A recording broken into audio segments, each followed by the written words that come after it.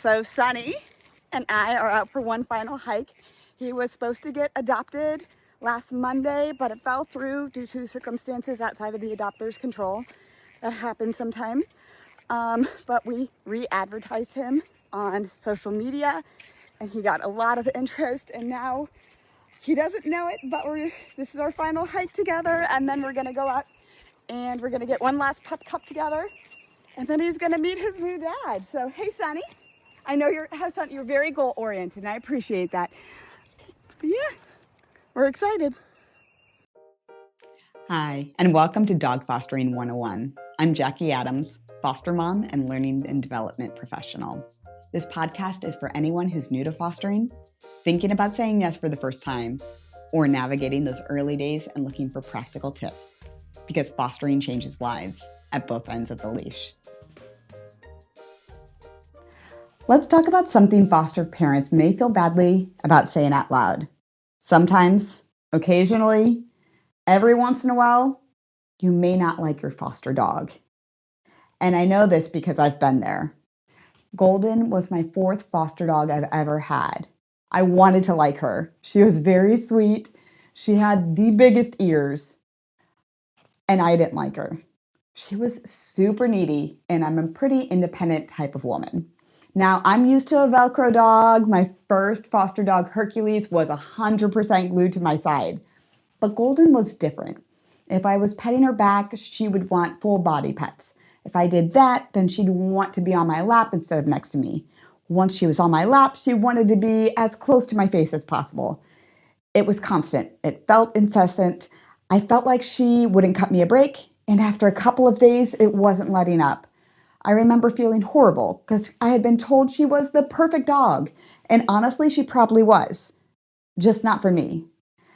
And that's what we're going to talk about today. Because if you've ever felt that disconnect, you're not alone. This may happen more than some foster parents care to admit, myself included. You might feel frustrated, overwhelmed, disconnected, maybe even a little bit resentful. And then right behind that comes the guilt. What's wrong with me? I should be better at adjusting to this. But here's the truth.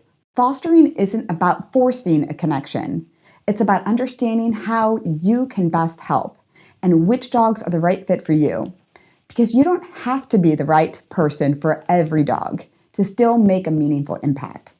There are a really common reasons that this comes up.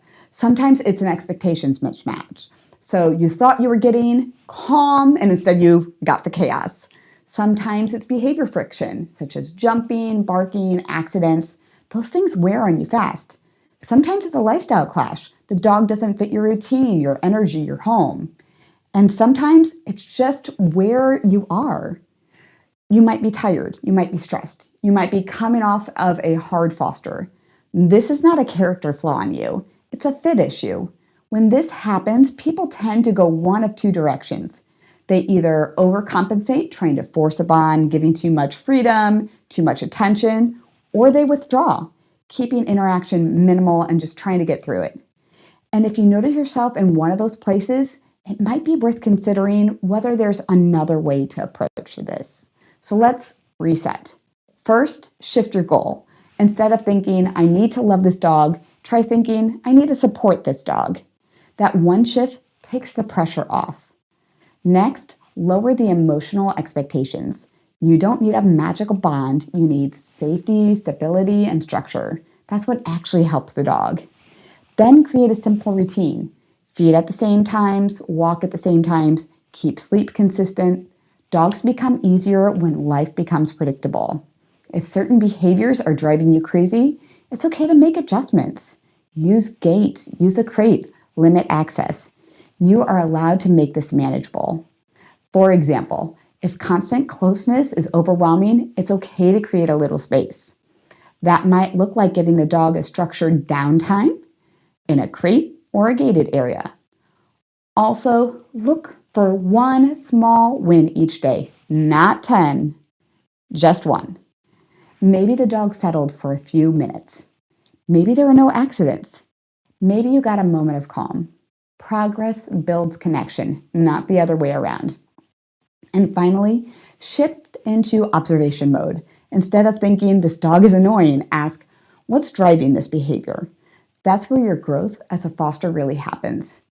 And sometimes, even after you've tried all these things, it's still not the right fit. And one way to look at this is that even short periods in a home can be incredibly valuable for a dog. We're seeing more and more, both in research and in shelters, that even a few days out of that environment can reduce stress and help us better understand what a dog needs. So this doesn't have to be it worked or it failed. It can simply be part of the process of finding the right fit. In many ways, this is exactly how we learn what dogs need and how we make better matches over time. It means you're paying attention. So how do you know the difference between this is hard and this isn't working? Is the situation improving even slowly, or does it feel like you're staying stuck? Or is it getting worse? Is the stress manageable, or is it starting to affect your day-to-day life? And just as importantly, is this environment setting the dog up for success, and is it sustainable for you? Because fostering works best when it works for both. If it's not the right fit, you do have options. Sometimes it looks like a foster takeover, another home that's a better match for the dog's needs. Sometimes it's working it out with the shelter or a rescue to return the dog in a thoughtful manner. Planned, and here's the most important part, making that decision early and responsibly is better than waiting until you're overwhelmed. Again, we want the setup correctly because the goal isn't to push through no matter what. The goal is to get the dog into the right environment. And sometimes your role is to say, I've learned enough to know this dog needs something different. That's good fostering. You might not love the dog, but that doesn't mean that you're not helping that dog. Some of the most effective fosters aren't the ones who feel an instant connection. They're the ones who find a way to create stability or to create a path to the next step in the journey for that dog in a way that works for both them and the dog. Because fostering is about fit, and sometimes your role is just to be a part of that bridge, not necessarily to be the perfect match.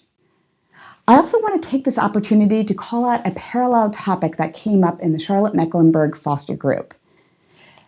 Deanna Hoopler made a post that really resonated with me. She said, in talking with several people who used to foster but have stopped, one common concern keeps coming up. As a group, we often encourage people to foster, even if it's just short term, which is incredibly important. However, when some fosters need to return their dog at the end of that time that they've committed to, they sometimes receive comments from this group, encouraging them just to keep the dog or questioning why they can't keep fostering. While these comments usually come from a good place, they can unintentionally make people feel guilty for honoring the commitment they originally made. People foster for many different reasons and have different limitations. If someone can only foster for a few days or a week, that help still matters and should be respected.